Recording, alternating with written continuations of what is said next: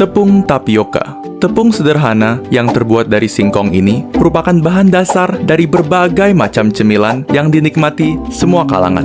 Halo, perkenalkan nama saya Asy Sabila Rolin dari kelas 94 dengan nomor absen 4. Hari ini saya akan membahas mengenai hasil identifikasi video yang saya ambil dari salah satu postingan milik channel Neuron yang diposting pada 10 September tahun 2020 lalu, yang menurut saya ini sangat sesuai dengan kebutuhan remaja. Karena kali ini saya akan mengambil sebuah topik mengenai makanan yang dibuat dari tepung tapioka. Lebih tepatnya pada boba dan juga cireng, karena menurut saya pribadi boba dan cireng ini sangat hits pada kalangan remaja, terlebih boba pada tahun-tahun yang sebelumnya. Dan juga saya merupakan salah satu orang yang sangat suka mengkonsumsi boba, cireng, cilok, cilor, dan lainnya yang juga terbuat dari tepung tapioka itu sendiri. Di sini saya akan membahas apakah hasil makanan yang dibuat dari tepung tapioka itu dari keluarga tapioka, apakah itu bahaya atau tidak kita konsumsi, dan apakah kita harus menghindarinya ataupun tidak, dan masih banyak lagi.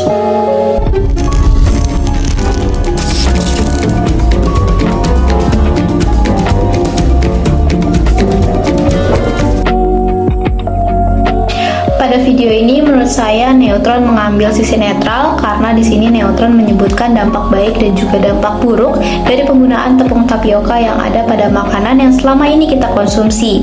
Lalu juga di sini Neutron menggunakan banyak sekali perbandingan, contohnya antara tepung tapioka dengan tepung lainnya pada segi kalsium, lalu juga dengan susu rendah lemak.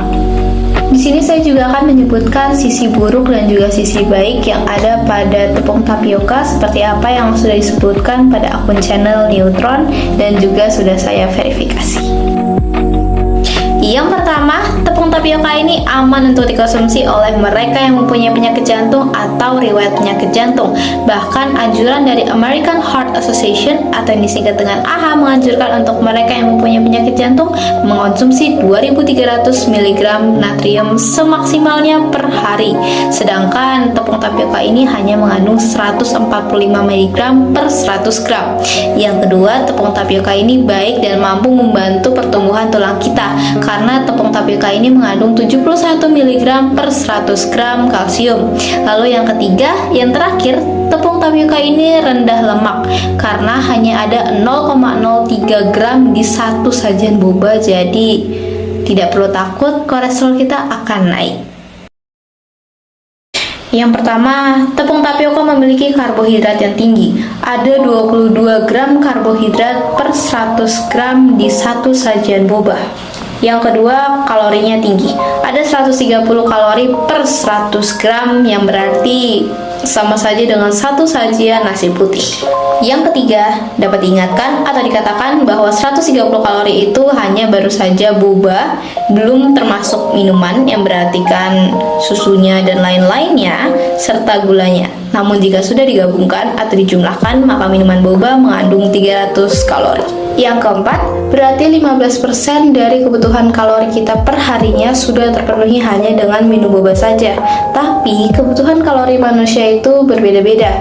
Di sini saya mengambil rata-rata kebutuhan kalori manusia yang dilansir dari Kemenkes, yakni sekitar 2000 kalori untuk pria dewasa dan juga 2500 kalori untuk wanita dewasa.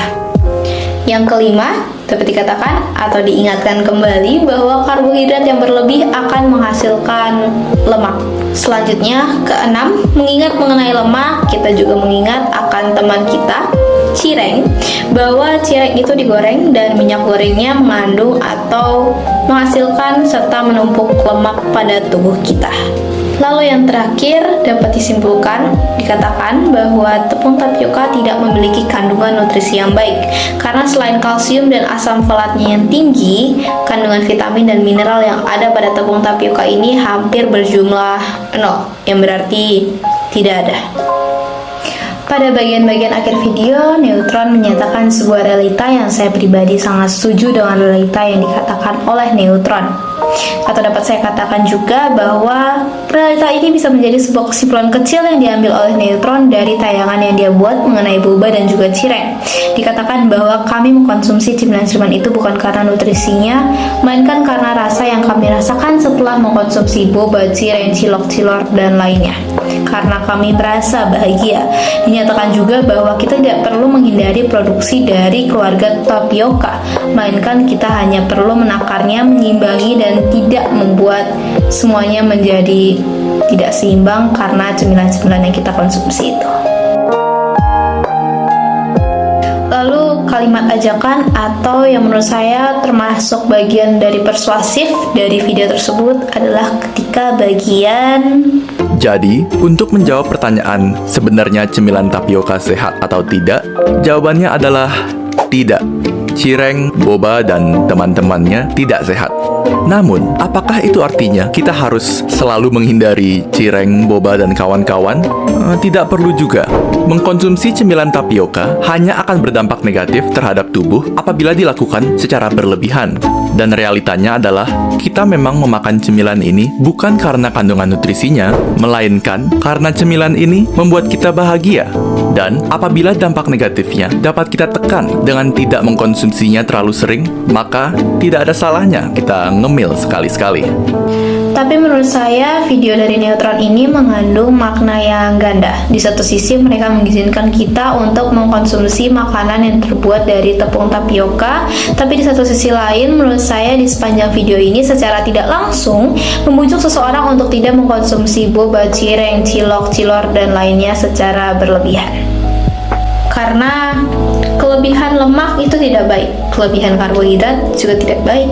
Tapi jika kekurangan lemak maupun karbohidrat itu juga tidak baik. Jadi yang sangat penting di sini adalah menyeimbangi semuanya, dari vitamin, karbohidrat, mineral, lemak, dan masih banyak lagi. Dan dapat saya simpulkan bahwa Neutron menyatakan realita. Neutron menyatakan fakta. Memang betul bahwa boba dan cireng memang tidak sehat untuk kesehatan kita. Dampak negatifnya tidak sebanding dengan dampak positifnya. Tapi bukan berarti kita harus menghindarinya. Kita bisa saja mengkonsumsinya. Sah-sah saja kita mengkonsumsinya, tapi yang penting adalah kita bisa menakarnya, menyeimbanginya dengan kebutuhan-kebutuhan yang lain, sehingga dari makanan cilok, boba, cilor, dan lainnya itu tidak menumpuk menjadi lemak dan menjadi penyakit yang dapat datang secara tidak langsung, tiba-tiba, dan tidak kita ketahui penyebabnya. Berikut ini adalah sumber-sumber yang saya gunakan dan juga saya ambil untuk memverifikasi tayangan milik Neutron mengenai boba dan juga cireng, karena pada tayangan Neutron tersebut tidak memberikan sumber-sumber yang seperti dari Kemenkes, Kemendikbud, ataupun dan sebagainya.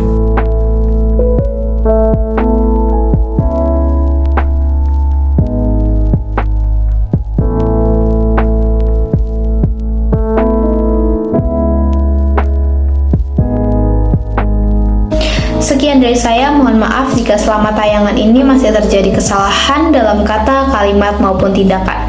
Sekian dari saya dan saya ucapkan terima kasih. Dadah!